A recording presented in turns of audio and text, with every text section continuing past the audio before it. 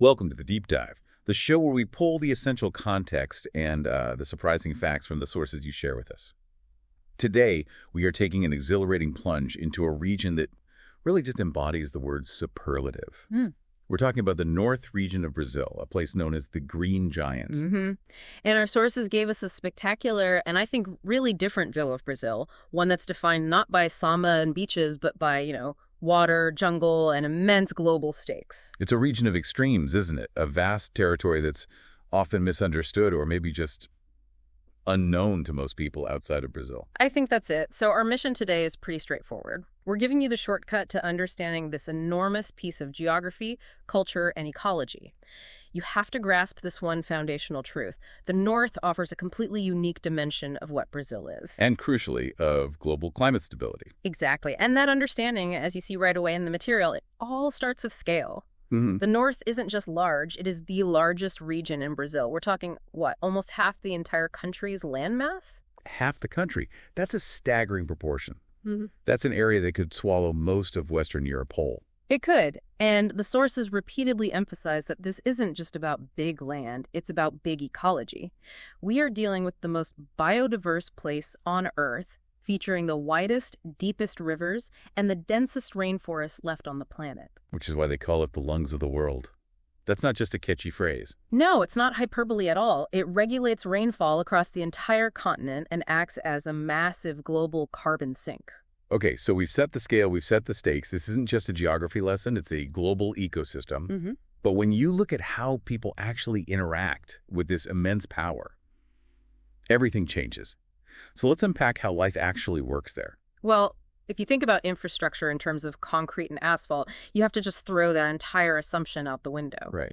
Unlike the rest of Brazil, life here is intrinsically, inescapably defined by water. So the river is the architect of their society. Yeah. Precisely. The Amazon River and its thousands of tributaries aren't just features on a map, they are the primary infrastructure.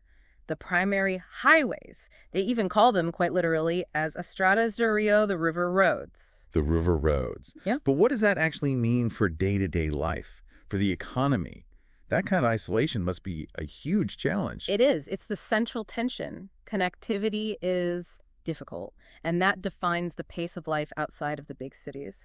Look at the people who live along the banks, the Ribeirinhos. The river dwellers. Yes, and their entire existence is just an ongoing feat of adaptation. Tell us more about that. What are they adapting to? They live right on the floodplains, which means they have to manage these dramatic seasonal changes in water levels. And we're not talking about a few inches. The Amazon can rise and fall by, say, 10 to 15 meters. 15 meters. So that's like, what, a 4 or 5 story building? Pretty much. It means their homes can't be built on solid foundations. They're constructed on these incredibly tall stilts called palafitas.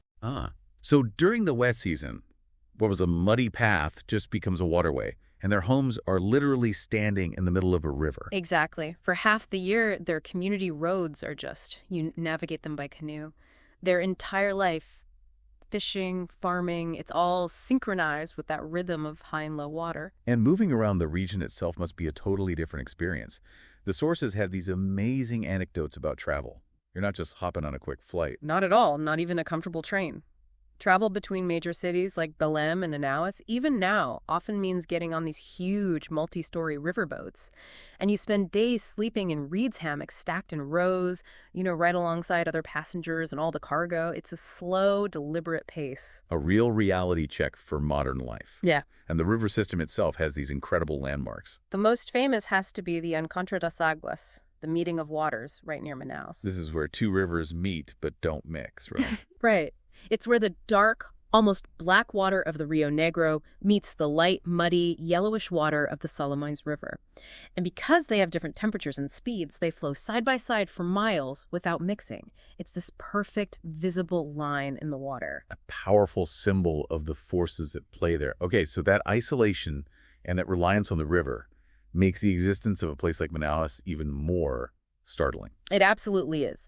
This is where the regional paradox just hits you full force. You have this image of endless jungle, and then suddenly, bam, right in the middle of it all is this massive, modern, industrial city, an urban jungle island. And this is where it gets really interesting, because how does a globally relevant manufacturing economy exist hundreds of miles from the nearest major road? That's the key. It's successful because of its isolation, not in spite of it. Its whole function is defined by the free trade zone, which was set up by the government to, assert sovereignty and incentivize development. So what's the mechanism? How does that actually work? It's all about really attractive tax breaks.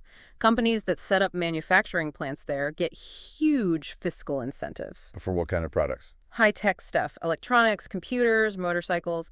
It basically pulls global supply chains right into the heart of the Amazon. So you have these massive container ships sailing 1,000 miles upriver just so companies can assemble TVs and cell phones for a tax advantage. That explains the modern side, yes. But Manaus is also a city of ghosts. It has this incredible, almost decadent historical anchor. You're talking about the Opera House. The Teatro Amazonas. It's a monument to a totally different era of wealth. The rubber boom. Precisely. Yeah. In the late 19th century, the demand for wild rubber made Manaus one of the richest cities on Earth. So rich, they built a world-class opera house in the middle of the jungle with materials imported from Europe. It's a symbol of that incredible opulence. Wow. So it's a city built on two completely different booms, one from natural extraction and the modern one from government incentives and global electronics. A powerful contradiction. But if we shift from the economics to the cultural core of the region, the picture is just as distinct. The North has the strongest and most pervasive indigenous cultural influence in all of Brazil. It's the bedrock of the identity there. And that influence isn't just symbolic. It's practical, tangible knowledge. Absolutely. The deep knowledge of medicinal plants, the use of natural resources, it's woven into daily life. It's wisdom passed down for millennia. It's basically an understanding of the world's most complex pharmacy. You could say that, but the culture is also expressed through this amazing folklore in these festivals. Right. If you want to understand the personality of the region, the folklore is where you have to start. And nothing captures the spirit of the river better than the legend of the Boto, the pink river dolphin. This isn't just an animal for them. No, it's a character in their mythos. The Boto is said to transform into a handsome man, often in a white suit and a hat, to hide his blowhole. And he comes ashore at night to charm young women at festivals. Exactly. It shows how deeply the river life is integrated into their consciousness. And speaking of festivals, we have to talk about Boi Boomba in Parintins. Oh, this is the ultimate cultural differentiator. The rest of Brazil has carnival, but the north has Boi Boomba. It's held on an island in the middle of the Amazon, right? Yes, in Parintins. It's this enormous theatrical folklore festival about the death and resurrection of a bull. And it's built around a fierce rivalry. The rivalry is everything. It's a clash between two teams. The Garantido, which is the color red, and the Caprichoso, which is blue. So imagine a kind of theatrical street battle. Exactly. Blending indigenous myths with Portuguese traditions. It's judged on floats, costumes, music. It's spectacular. It sounds like something that truly defines the community's identity. But maybe the most immediate way you'd know you're in a different Brazil is at the dinner table. That's where the separation really hits you. The cuisine of the North is profoundly distinct. It relies almost entirely on what comes from the river and the jungle. No feijoada or churrasco here. Not in the same way, no. We're talking about massive freshwater fish. Like the pirarucu. Yes, one of the largest freshwater fish in the world. It can weigh hundreds of pounds. And beyond the fish, they rely heavily on manioc or cassava and its byproducts.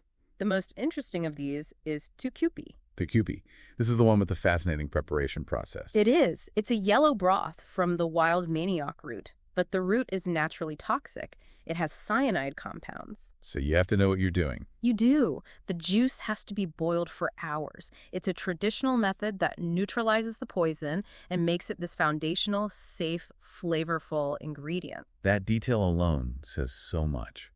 But the real aha moment, the shocker for anyone who thinks they know Brazilian food, has to be açaí. Ah, yes, the açaí the world knows, that sweet purple smoothie bowl with granola and fruit, that's a globalized dessert. A completely commercialized version. The sources make it so clear. The real açaí is something else entirely. It is eaten savory. It's served as a very thick, dense paste. And they pour it over what? Usually over fried fish, and they often mix it with manioc flour to thicken it even more.